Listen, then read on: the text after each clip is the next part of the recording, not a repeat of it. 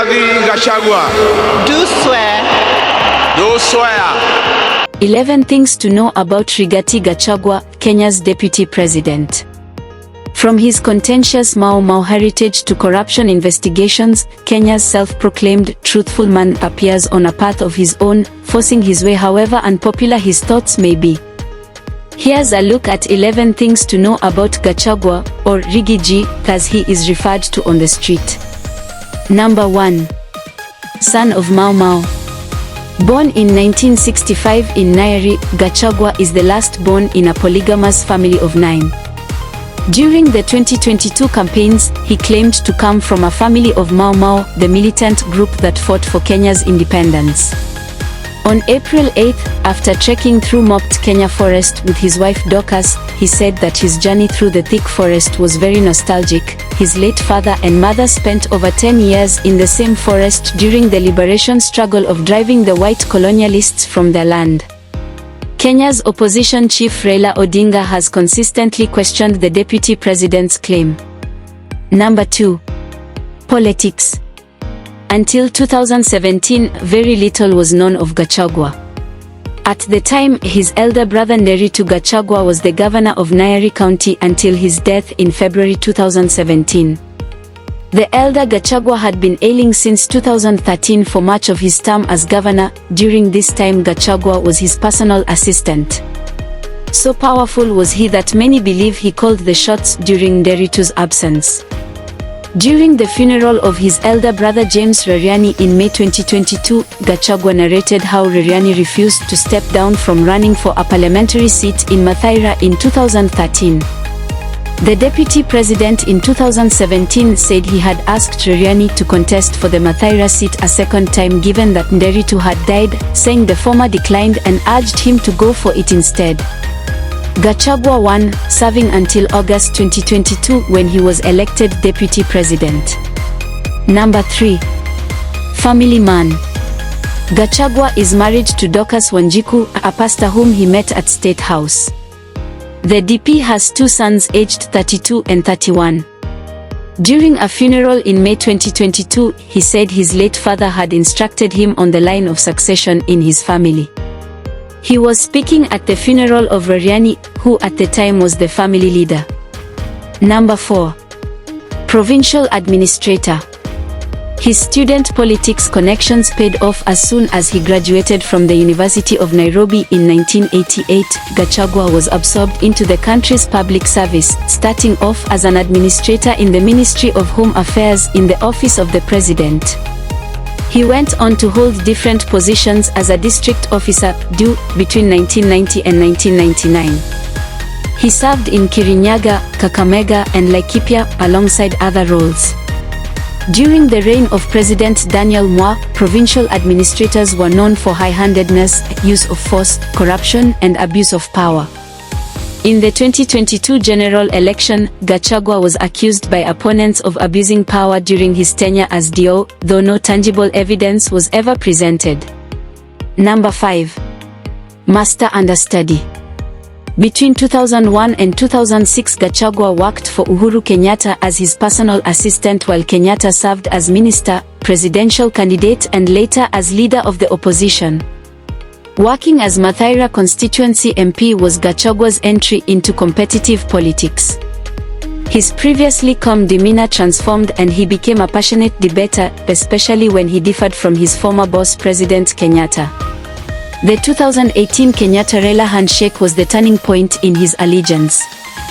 Gachagua chose to side with William Ruto, the then deputy president. Together with several MPs from the empty Kenya area, they forged a political revolution against Kenyatta. Number 6. Kingpin wannabe. Since ascending to the office, Gachagua has been on a path to stamp his authority in the empty Kenya region. This is a region that commands over 4.4 million votes, based on the latest voter register. The area gave Ruto 78% of the vote in the 8 counties of Meru, Tharaka Nithi, Embu, Kirinyaga, Murang'a, Kiambu, Nyandarua, and Nyeri. Combined with Laikipia and Nakuru counties in the Rift Valley region, they are at over 5.8 million voters. Out of 7.12 million votes nationally, more than a third came from the 8-county region. As soon as Kenyatta retired, Gachagua embarked on a consolidation agenda. He was behind the election of former Kini MP Kanaini Kega, who backed Raila in the 2022 election. From a vocal defender of the Azimio candidate and right-hand man of Kenyatta, Kega has taken a 180-degree turn to reject the Azimio grouping and is currently fighting to kick out Kenyatta and Jeremiah Kioni as the party leader and Secretary General of the Jubilee Party respectively. To boost his command of the region, Gachagua has been leading the war against alcoholism and drug abuse in Mount Kenya. With his shares and narrative and the apparent sizable appointments in government for persons from Mount Kenya, Gachagua may have fewer opponents for the Mount Kenya torch. With the spirited political attacks against Kenyatta and Azimio by the Ruto administration, this may be a simple battle. Number 7. Corruption tag. In the run-up to the 2022 elections, Gachagua had been fighting corruption charges in the courts. He had been charged with defrauding various government agencies, including the county government of Nyeri and the Mathaira Constituency Development Fund, where he was MP, allegedly raking in 7.3 billion Kenyan shillings or $51 million in undelivered supplies. First arrested and arraigned in July 2021, he waited 15 months for the case to begin. Gachagua believes he was being persecuted for backing Ruto. In November 2022, barely 2 months in office, the anti-corruption court freed Gachagua after the prosecution withdrew the charges for lack of evidence. The court's magistrate, Victor Wakumail, reprimanded the Director of Public Prosecutions, DPP, for half-baked cases.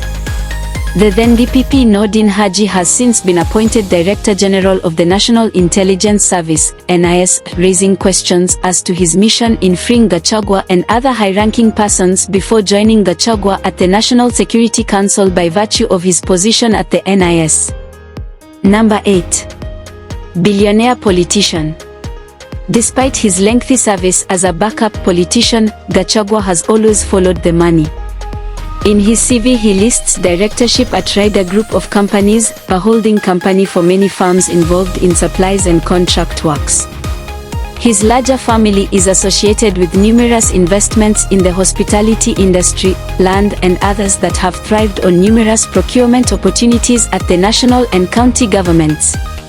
Gachagua, however, told a deputy presidential debate in July 2022 that he is worth 800 million Kenyan shillings, which is thought to be an understatement. When his brother Governor Nderitu died, he listed Rigathi as one of 3 executors and a part beneficiary of his will, valued at 2 billion Kenyan shillings, $14 million, worth of property in 2017. Number 9. Vengeful deputy. Since ascending to high office, Gachagua has made clear his disgust for former President Kenyatta and the people who served in his administration. Gachagua has been on a mission to free Mount Kenya from cartels that he says target key produce of the region, coffee, tea, and milk. He says Kenyatta's family is at the apex of these cartels, which control the trade, to the detriment of farmers. While the Kenyatta family is connected to dairies through their Brookside brand and owns a number of tea farms, there has been no evidence offered that links them with these alleged cartels. Number 10. Ruto's war proxy. In September 2022, almost 2 weeks after their inauguration, Gachagua opened a can of worms when he advocated for a shamba system that allows the exploitation of public forests by community farmers. At the time, Ruto had traveled to the UK and the US, telling of his greening agenda at the UN General Assembly. Ruto never openly rebuked nor supported his deputy. In early July, however, Ruto lifted a 6-year ban on logging in public forests, revealing what may have been the thinking in government all along. And lastly, number 11. Divisive or protective. Gachagua has been championing a narrative that the government is like a shareholding company, where positions are allocated to regions based on their shares, meaning their contribution to the Kenya Kwanza administration in the last general election. Ruto never castigated him for this seemingly divisive plan. In his quest to keep the relevance of his office, Gachagua has emerged as the most important reference point of any political move the Kenya Kwanza administration makes. In July, opposition leaders led by Raila were leading anti-government protests, citing a spike in the cost of living and electoral injustice. Religious and rights groups had been calling for dialogue. Gachagua was opposed to. Thanks for watching. Kindly subscribe, like and share for more amazing content.